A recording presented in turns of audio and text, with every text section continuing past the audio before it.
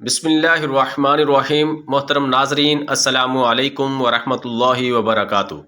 نحمدہ ونصلی علی رسولہ الکریم، اما بعد، اعوذ باللہ من الشیطان الرجیم، بسم اللہ الرحمن الرحیم۔ ہم کو رسول اللہ صلی اللہ علیہ وسلم نے یہ بیان سنایا اور آپ سچوں کے سچے تھے اور آپ کی سچائی کی زبردست گواہی دی گئی۔ فرمایا کہ تم میں سے ہر شخص پہلے اپنی ماں کے پیٹ میں 40 دن تک نطفہ ہی رکھا جاتا ہے، پھر اتنی ہی مدت میں علقہ یعنی خون کی پٹکی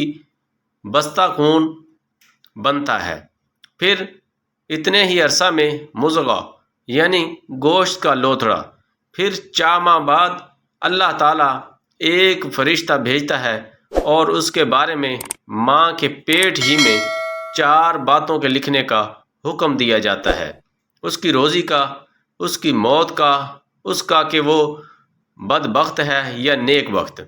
پس واللہ تم میں سے ایک شخص دوزخ والوں کے سے کام کرتا رہتا ہے، اور جب اس کے اور دوزخ کے درمیان صرف ایک بالشت کا فاصلہ یا ایک ہاتھ کا فاصلہ باقی رہ جاتا ہے تو اس کی تقدیر اس پر غالب آتی ہے اور وہ جنت والوں کے سے کام کرنے لگتا ہے اور جنت میں جاتا ہے۔ اسی طرح ایک شخص جنت والوں کے سے کام کرتا رہتا ہے، اور جب اس کے اور جنت کے درمیان ایک ہاتھ کا فاصلہ باقی رہ جاتا ہے تو اس کی تقدیر اس پر غالب آتی ہے اور وہ دوزخ والوں کے سے کام کرنے لگتا ہے اور دوزخ میں جاتا ہے۔ امام بخاری رحمہ اللہ کہتے ہیں کہ آدم بن ابی ایاس نے اپنی روایت میں یوں کہا کہ جب ایک ہاتھ کا فاصلہ رہ جاتا ہے، نبی کریم صلی اللہ علیہ وسلم نے فرمایا، اللہ تعالیٰ نے رحم مادر پر ایک فرشتہ مقرر کر دیا ہے اور وہ کہتا رہتا ہے کہ اے رب، یہ نطفہ قرار پایا ہے، اے رب اب علقہ یعنی جمع ہوا خون بن گیا ہے، اے رب اب مضغہ گوشت کا لوتھڑا بن گیا ہے۔ پھر جب اللہ تعالیٰ چاہتا ہے کہ اس کی پیدائش پوری کر دے، وہ پوچھتا ہے، اے رب، لڑکا ہے یا لڑکی، نیک ہے یا برا، اس کی روزی کیا ہوگی، اس کی موت کب ہوگی۔ اسی طرح یہ سب باتیں ماں کے پیٹ ہی میں لکھ دی جاتی ہیں، دنیا میں اسی کے مطابق ظاہر ہوتا ہے۔ نبی کریم صلی اللہ علیہ وسلم سے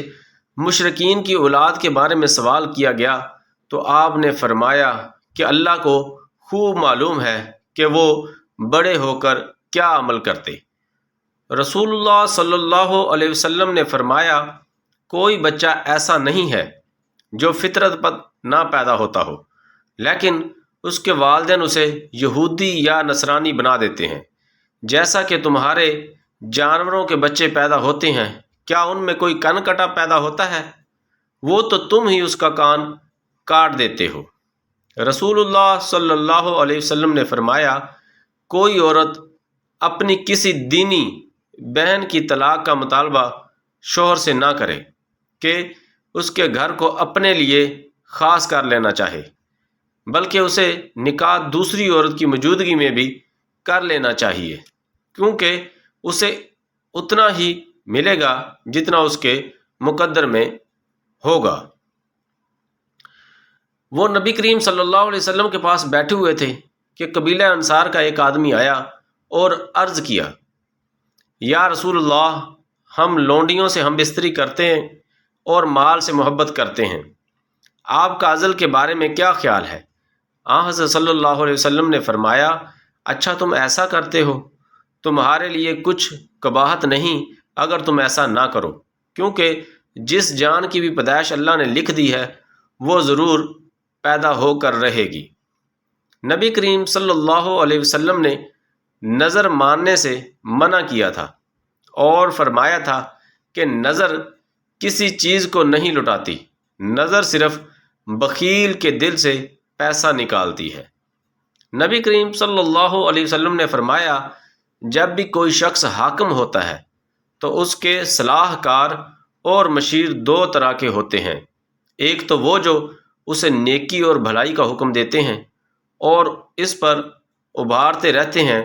اور دوسرے وہ جو اسے برائی کا حکم دیتے رہتے ہیں اور اس پر اسے ابھارتے رہتے ہیں اور معصوم وہ ہے جسے اللہ محفوظ رکھے۔ عزیز دوستو، اگر ویڈیو اچھی لگی تو چینل کو لائک کریں، سبسکرائب کریں اور بیل آئیکن بٹن کو دبا دیں تاکہ ہر نئی آنے والی ویڈیو آپ تک آسانی سے پہنچ سکے۔ اللہ حافظ۔